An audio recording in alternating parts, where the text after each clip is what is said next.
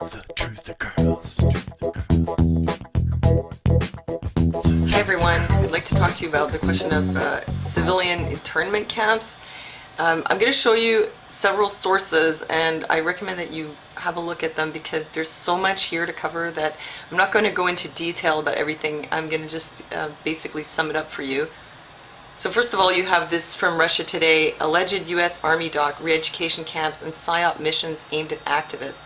So this deals with a document that was recently unearthed and exposed by Prison Planet, which talks about interning civilians. And at the bottom of this document, they talk about the PSYOPs officers, and they mention that the demands of the PSYOPs officers overseeing the detainment camps would be to identify political activists for indoctrination. So they'd be doing that in the camps, but does this mean that these camps would be made specifically for activists? This document, which you can see here, was discussed at length by Madison Rupert in this vlog, which he did here. And so he goes into quite a lot of detail about that.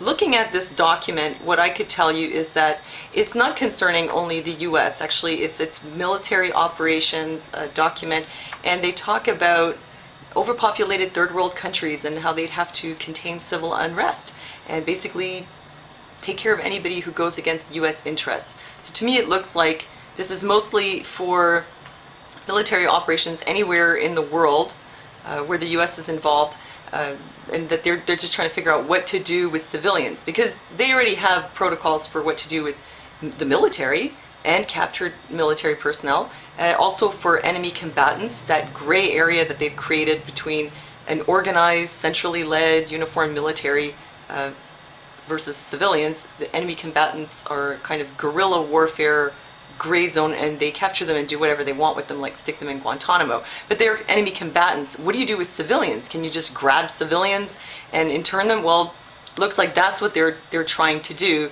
They're trying to create the protocol for that. They're dealing with several categories of people. There's protected persons, dislocated civilians, which could be displaced people or refugees who are not nationals, also evacuees, such as during an emergency, and stateless persons, people who've been denationalized. Of course, with the Enemy Expatriation Act, that could now include U.S. citizens who could be stripped of their nationality for engaging in hostilities against the U.S. It also includes, of course, civilian internees. It does talk about the PSYOP officers whose job is to pacify detainees and dislocated civilians with PSYOP products. What kind of products? I don't know, maybe messages on a megaphone, or maybe some kind of poison to keep them placid. Also to identify political activists in the group, but this is inside the facility, not in the general population. Processing of detainees involves search, silence, segregate, speed, safeguard, and tag. What I found particularly disturbing was the part about silence, that they would go so far as to stuff towels or objects in people's mouths to keep them quiet. And they also mentioned children, keeping them with mothers. So there's going to be children in there too? So this pertains to, I guess, anywhere that the U.S. is pursuing their imperialist motives in any country, but also apparently on U.S. soil, because the DHS, the ICE, and FEMA are involved. So because it's a military document, it all pertains to military procedures, my impression is that this could be done on U.S. soil using possibly FEMA camps under martial law. If there's martial law and people resist it, protest, anything, like what happens here, what's been happening here with the protests in Quebec, people fighting against the police, well, if those were the military, then anyone captured during something like that could be interned as a civilian internee. And here's a picture of the facility, and as you see, with the 100-person enclosure, including also interrogation rooms and visitation rooms, it really looks something like a concentration camp. On his website, End the Lie, Madison Rupert also wrote this article, Smile, You're a Civilian Internee, where he discusses the Army Regulation 190-8 document called Enemy Prisoners of War, Retained Personnel, Civilian Internees, and Other Detainees. And I'd recommend that you read that. He goes into a lot of detail. Some of the things that struck me are, in terms of the treatment of the detainees, that they would have to work for more food. So they're given basic rations, but then if they want more food, which would probably be if they want an adequate amount of food, they'd have to work for it. So that really reminds me of, like, Nazi camps or the Russian Gulag. Also, they would have forced vaccinations, and they would be barred from recreational activities if they engage in any kind of political questioning. Also, they get no phone calls in or out, and they get 1 day of rest per week. And prisoners can cooperate and disseminate PSYOP messages and products. So obviously, this is not just a place for evacuees or displaced persons, but they're really being interned. These are internment camps, prison camps. Another article I think you should read is this one from Prison Planet. Army National Guard advertises for internment specialists. So the posting is no longer there, but I saw it when it was originally up a year or two ago, that the National Guard was advertising for internment resettlement specialists. And well, it's the National Guard, so I guess this would be taking place on American soil. And in this article, they also discussed the Rex 84 camps, Rex 84 program, which was Readiness Exercise 1984. And they say that the exercise anticipated civil disturbances, major demonstrations, and strikes that would affect continuity of government and or resource mobilization. To fight subversive activities, there was authorization for the military to implement government-ordered movements of civilian populations at state and regional levels, to arrest the arrest of certain unidentified segments of population, and the imposition of martial law. So I think this fits in very well with this other document, Restricted U.S. Army Internment and Resettlement Operations Manual, that apparently they are making provisions to be able to intern and detain large amounts of civilians, probably in the context of civil unrest and martial law. And another document that they mention here is the Civilian Inmate Labor Program, which you can see here.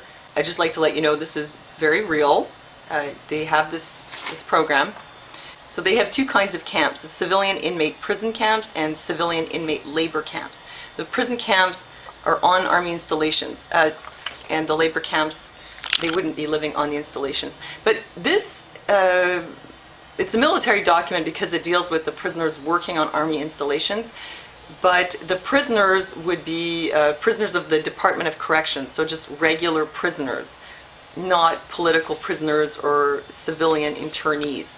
And so what it basically amounts to is that the prisons are overcrowded and the military needs a source of slave labor.